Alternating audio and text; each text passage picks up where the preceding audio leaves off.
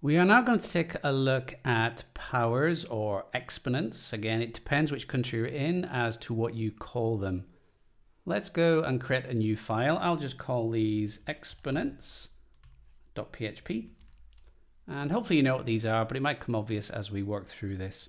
So we have the PHP tag here. We're going to have the base number. I'll just call it base, and we'll put that equal to 5.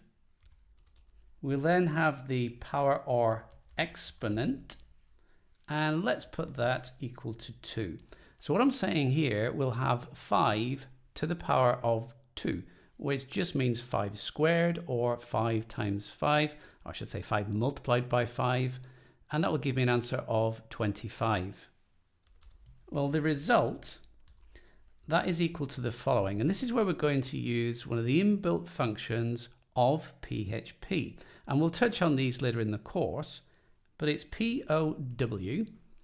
Now, as I put in POW, we get these little hints on the screen, and I'm just going to scroll down to the one down here, and you can see here it says that it's the base number, comma, and then the exponent, which is a number. This just means that the variable is a number, comma, and then it's also another number, which is the exponent. So in brackets, all we need to do is put our base, comma, and then our exponent or power. So in our case, we'll put exponent, and then put a semicolon. And before you start laughing, I'm going to remember to echo out the result this time. So echo result. See, even I make mistakes, and I even left it in editing. I could have cut that out and re-recorded, but I think it's important for you to know that, everyone makes mistakes. We're all human. Okay, let's go across and have a look at that. Again, we'll get rid of this modulus. We'll go back one, exponents, click on it, and then we get 25.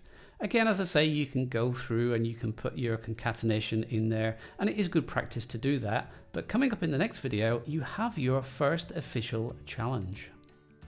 If you found this video useful, then remember to give me a quick thumbs up.